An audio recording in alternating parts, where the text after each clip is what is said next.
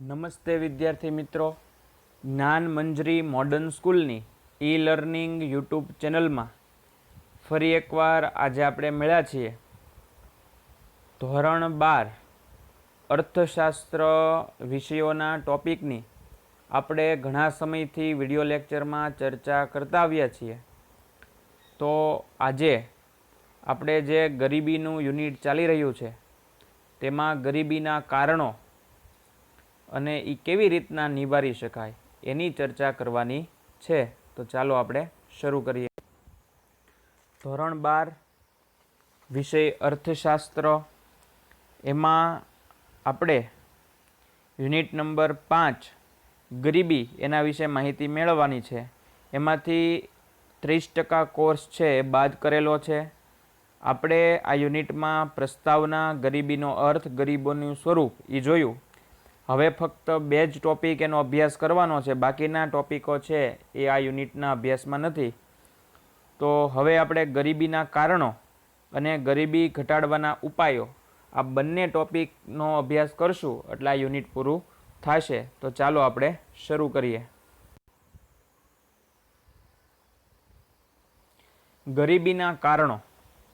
અગાઉ આપણે પ્રસ્તાવનામાં ગરીબ કોને કહેવાય, ગરીબની વ્યાખ્યા શું, સામાન્ય દ્રષ્ટિકોણથી જોઈએ તો ગરીબ કોને કહી શકાય, તો આપણે અગાઉ એવી ચર્ચાઓ કરી હતી કે પ્રાથમિક જરૂરિયાતો.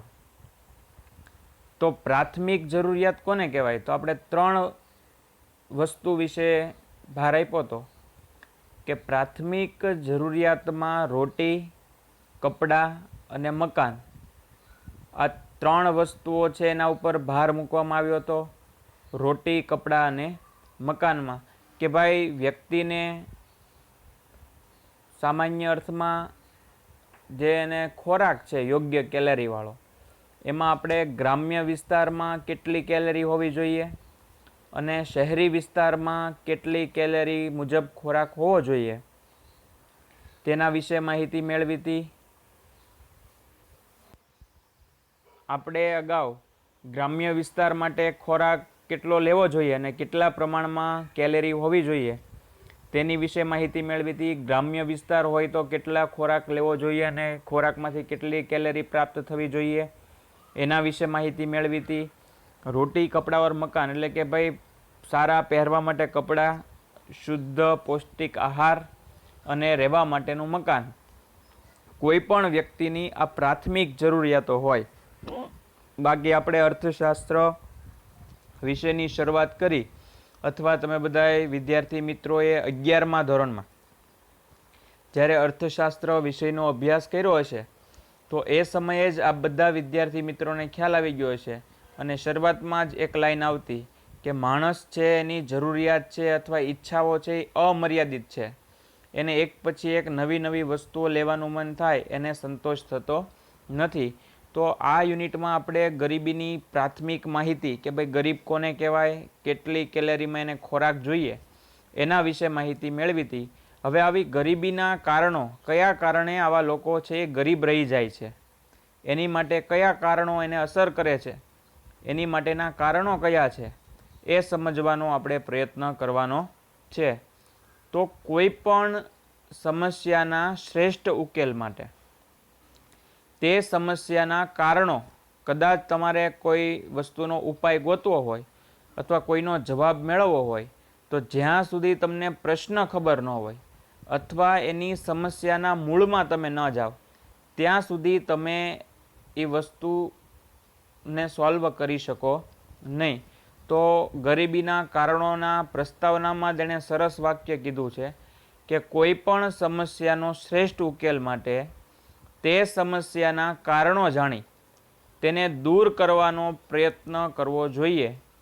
ગરીબીની સમસ્યાનો ઉકેલ લાવવા ગરીબી માટેના કારણો સમજવા જરૂરી છે. ભારતમાં ગરીબી માટેનું મુખ્ય કારણો નીચે મુજબ આપણે દર્શાવી શકીએ છીએ. તો ભારતમાં ગરીબીના મુખ્ય કારણો કયા છે, તો એમાંનું એક કારણ જે છે એ એણે ऐतिहासिक कारणों दर्शाव्या छे. इतिहासकारो जणावे छे કે 17મી સદીમાં ભારત પ્રમાણમાં વધુ શહેરીકૃત અને વ્યાવસાયિક રાષ્ટ્ર હતું. વેપારમાં ભારત સુતરાઉ કાપડની નિકાસોમાં મોટો હિસ્સો ધરાવતો હતો. આ બધા 11મા ધોરણમાં પણ જ્યારે બજારનો પાઠ હતો એમાં આપણે અભ્યાસ કર્યો છે કે ભારત જે છે એ સોને કી ચીડિયા ગણાતી. ભારત છે એ સમૃદ્ધ દેશ હતો. ખેતી પણ સારા પ્રમાણમાં થતી. સુતરાઉ કાપડ, મરી મસાલા, તેજાના માટે, મખમલના કાપડ માટે ભારત છે એ સુપ્રસિદ્ધ હતું અને જાહો જહાલી હતી. અને ભારત જે છે એ સોને કી ચીડિયા તરીકે ઓળખાતું. આમ વેપારમાં ભારતનું સુતરાઉ કાપડની નિકાસોમાં મોટો હિસ્સો ધરાવતું હતું અને તેની સાથે સિલ્ક, મરી મસાલા, ચોખાની નિકાસ પણ કરતું હતું. પરંતુ ભારતમાં ત્યારબાદ ભારત ઉપર અંગ્રેજો, ફ્રેન્ચ, ડચ જેવી પ્રજાના આગમન બાદ તેમની સંસ્થાનવાદી શોષણની નીતિને કારણે ભારતમાં ખેતી અને ઉદ્યોગની પરિસ્થિતિ કથળતી ગઈ. તમે બધાએ જ્યારે ઇતિહાસ અથવા સમાજશાસ્ત્ર ભણ્યા તો આપણે બધાએ એમાં અભ્યાસ કર્યો હશે અગાઉ, જ્યારે 1 થી 10માં અભ્યાસ કર્યો ત્યારે, કે ભારત છે એ સોને કી ચીડિયા ગણાતું. ભારત એક સમૃદ્ધ દેશ હતો. વિશ્વના દેશોમાં ભારત છે એનો ડંકો વાગતો. અને શરૂઆતમાં થોડા અંગ્રેજો જે છે એ ભારતના દરિયા કિનારાના વિસ્તારો છે ત્યાં એ ધંધો કરવા અથવા વ્યવસાય કરવા આવ્યા. અને ધીમે ધીમે પહેલાં રાજાશાહી હતી તો રાજાઓને લગાન એટલે કે ટેક્સ, આપણે અત્યારના જે ટેક્સ કહીએ એ સમયે લગાન ઉઘરાવવામાં આવતું. તો આવી રીતના તમે જોયું હોય તો એક લગાન કરીને પિક્ચર પણ ઉતરેલું છે, એમાં આ પરિસ્થિતિ દર્શાવી છે કે શરૂઆતમાં રાજાઓને લાલચ આપીને આવા વિદેશી લોકોએ વધુ પ્રમાણમાં ટેક્સ આપતા એટલે લગાન આપતા, જેથી કરીને એની સામે રાજાઓ છે એ દરિયા કિનારેના વિસ્તારોમાં આવા અંગ્રેજ લોકોને વેપાર ધંધો કરવા માટે છૂટ આપવામાં આવતી. ધીમે ધીમે રાજાઓને એટલી બધી લાલચ આપી અને ધીમે ધીમે કરીને ઘણા બધા અંગ્રેજો છે એ ભારતમાં આવ્યા અને ભારતીય રાજાઓ જે છે એમની વચ્ચે અંદરોઅંદર ફૂટ પડાવી અને આવી રીતના આ જે વેપાર નીતિ છે એમાં પણ ઘણી બધી આમ કહેવાય કે અસમંજસતા ઊભી કરી અને આખી ઉદ્યોગની પરિસ્થિતિ જે છે એ કથળતી થઈ ગઈ. આમ જોવા જઈએ તો અંગ્રેજોના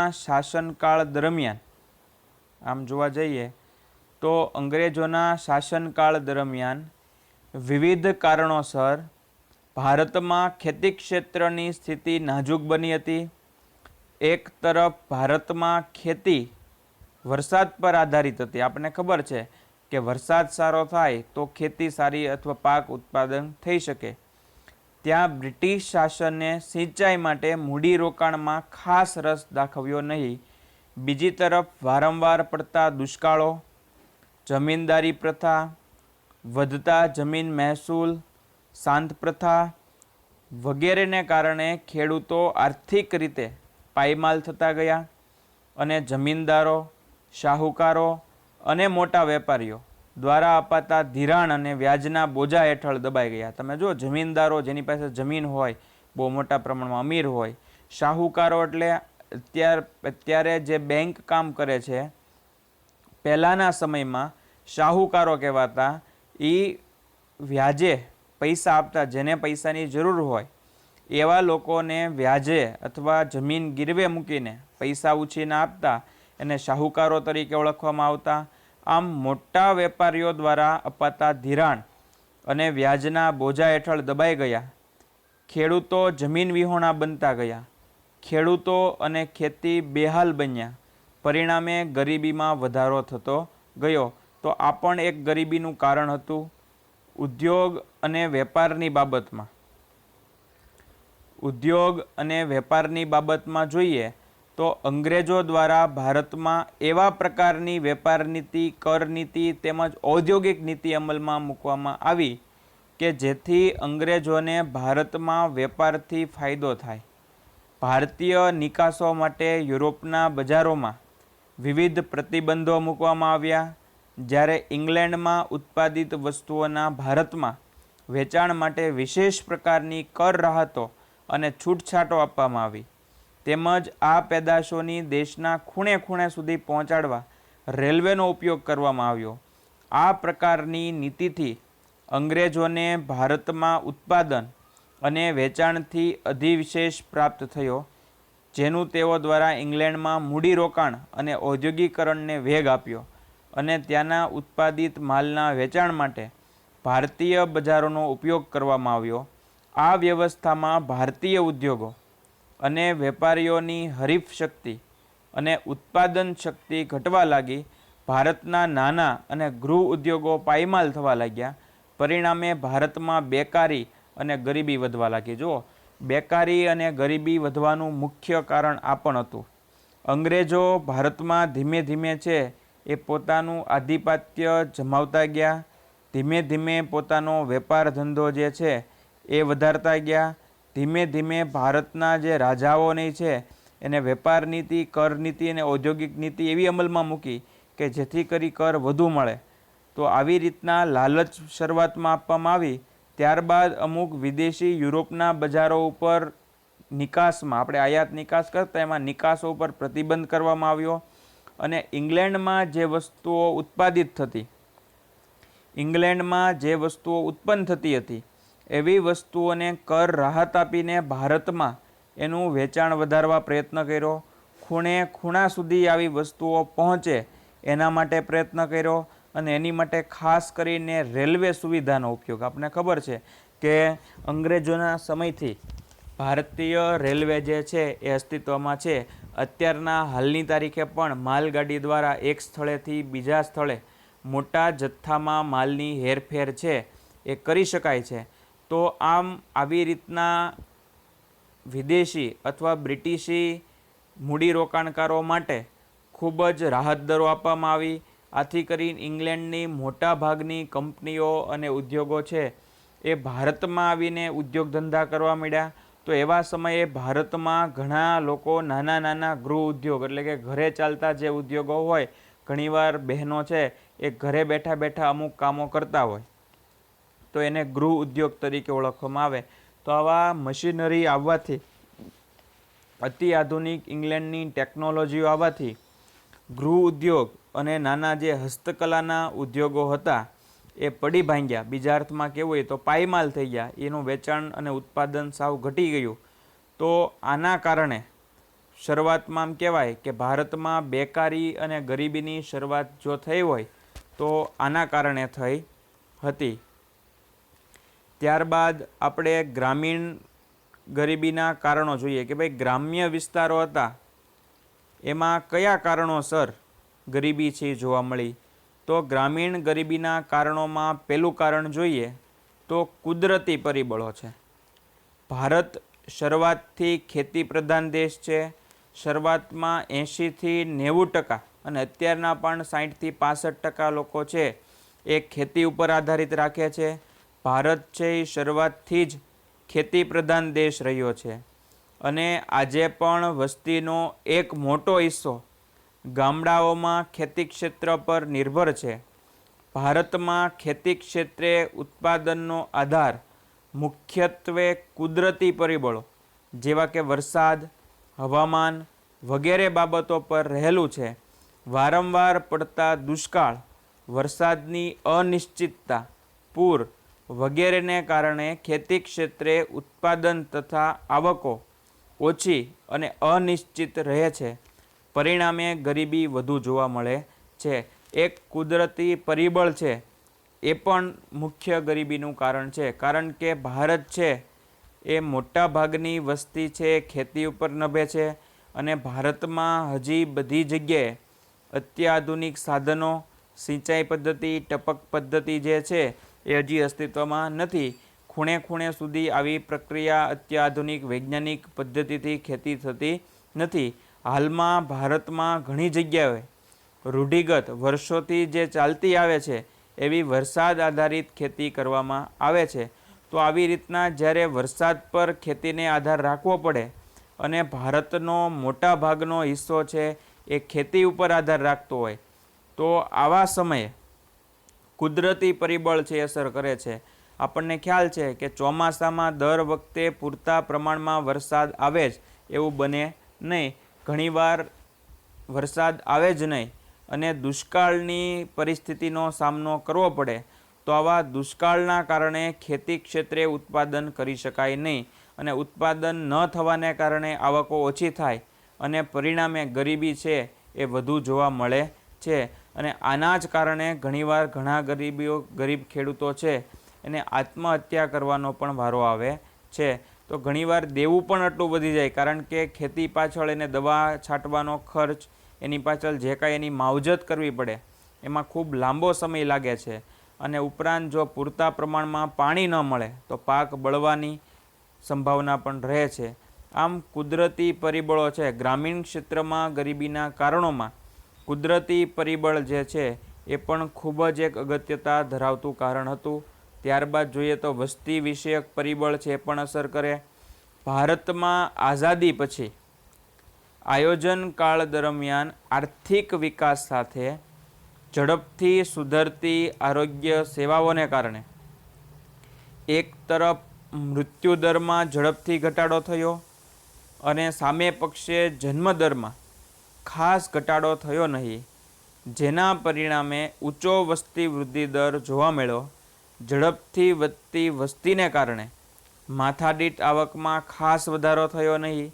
નીચી માથાદીઠ આવક અટેક કુટુંબોના મોટા કદને કારણે જીવનની ગુણવત્તાના સ્તર નીચા ગયા.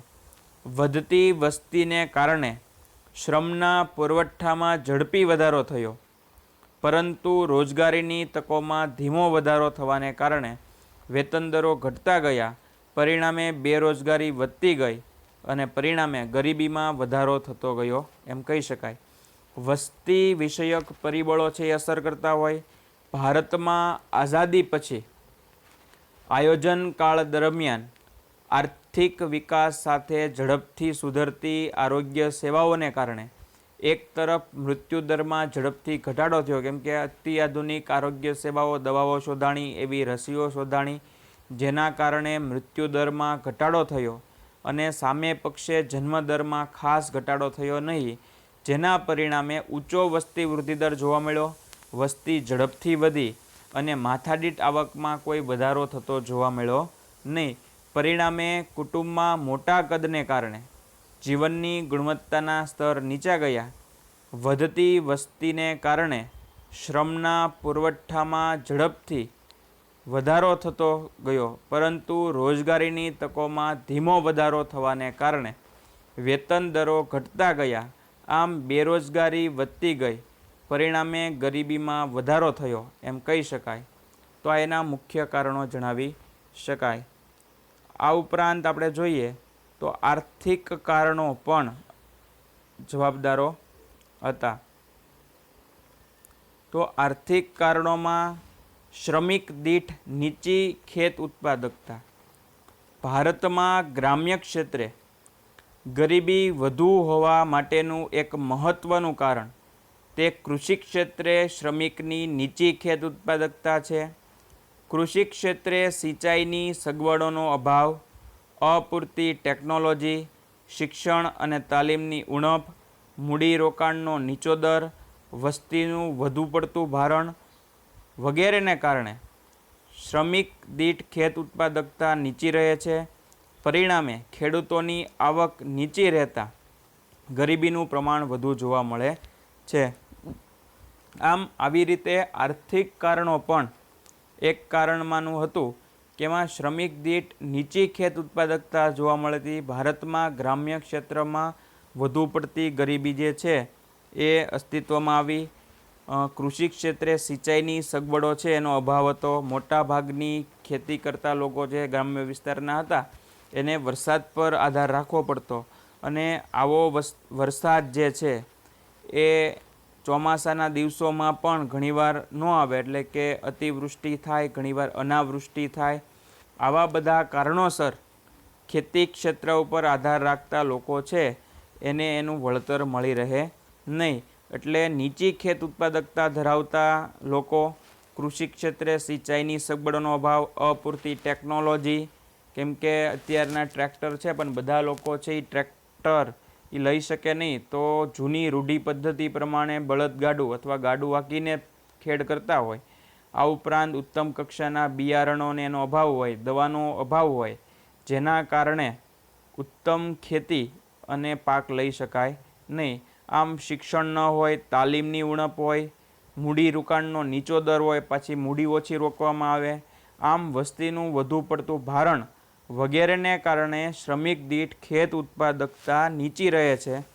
પરિણામે ખેડૂતોની આવકો નીચી રહેતા ગરીબીનું પ્રમાણ વધુ જોવા મળે એમ કહી શકાય. ત્યારબાદ જોઈએ તો જમીન તથા સંપત્તિની અસમાન વહેંચણી.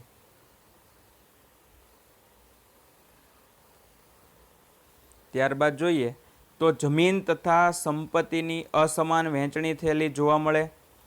ખેતી માટે જમીન ખૂબ જ મહત્ત્વની છે. આપણને બધાને ખ્યાલ છે કે ખેતી માટે જમીન ખૂબ જ મહત્ત્વની છે. ભારતમાં અંગ્રેજોના શાસનકાળથી જ જમીનદારી પ્રથા જેવી વ્યવસ્થાઓને કારણે જમીન માલિક મુઠ્ઠીભર જમીનદારોના હાથમાં હતા. આ વર્ગ ખેતી સાથે પ્રત્યક્ષ રીતે સંકળાયેલો ન હોવાથી તેઓને ખેતી ક્ષેત્રના વિકાસ માટે મૂડીરોકાણમાં રસ ન હતો. બીજી તરફ જમીન પર ખેતી કરનાર ખેત મજૂરો કે ભાગ્યા, આ બધા શબ્દથી તમે પરિચિત છો, તો જેમની પોતાની જમીન માલિકી ન હોવાથી તેઓને પણ ખેતી ક્ષેત્રે મૂડીરોકાણમાં રસ ન હતો. પરિણામે ખેતી ક્ષેત્ર, ખેત ઉત્પાદન અને ખેત ઉત્પાદકતા નીચી રહેતા ગરીબીનું પ્રમાણ ઊંચું જોવા મળ્યું હતું. જમીન તથા સંપત્તિની અસમાન વહેંચણી હતી. જે લોકોની જમીન નહોતી, જમીનદારો હતા, એ લોકો સીધા ખેતી કરતા નહીં, પણ ભાગ્યાને અથવા ખેત મજૂરો જે હોય એને ખેતી કરવા આપી દેતા અને એની સામે એને મજૂરી ચૂકવતા. આવા પરિસ્થિતિમાં જમીનદારો છે એ સીધા જ ખેતી સાથે સંકળાયેલા ન હોવાથી એમાં મૂડી રોકાણ કરતા નહીં અને ખેતી પાછળ કોઈ ખર્ચ દાખવતા નહીં. એની સામે ઊંધું ખેત મજૂરો અને ભાગ્યાઓ સીધા જ ખેતી સાથે જોડાયેલા હતા, પરંતુ એમાં ફક્ત એની મજૂરી જ મળતી, એને બીજો કોઈ અંગત એમાં રસ હતો નહીં. એટલે એ લોકો પણ ખેતી ક્ષેત્રે મૂડી રોકાણમાં રસ ધરાવતા નહીં. આમ આવી રીતના ખેત ઉત્પાદકતા નીચી રહેતા ગરીબીનું પ્રમાણ છે એ ઊંચું જોવા મળ્યું એમ કહી શકાય. ત્યારબાદ જોઈએ તો નાના અને ગૃહ ઉદ્યોગોનો અલ્પ વિકાસ થતો જોવા મળ્યો. ભારતમાં બીજી પંચવર્ષીય યોજનાથી આર્થિક વિકાસની વ્યૂહરચનાના ભાગરૂપે પાયાના અને ભારે ઉદ્યોગને મહત્ત્વ આપવામાં આવ્યું, પરંતુ ગ્રામ્ય ક્ષેત્રે નાના અને ગૃહ ઉદ્યોગો કે જેમનો રોજગારી, ઉત્પાદન અને આવકમાં ખૂબ જ મોટો ફાળો આપે છે, તેની અવગણના થઈ. આ ઉપરાંત ખેતીની સાથે સંલગ્ન ઉદ્યોગો જેવા કે પશુપાલન, ડેરી ઉદ્યોગ, મત્સ્યપાલન વગેરેના ઓછા વિકાસને કારણે મોસમી બેકારી પણ વધુ જોવા મળે છે. તેથી ગરીબીનું પ્રમાણ ઊંચું રહ્યું છે એમ આપણે કહી શકીએ.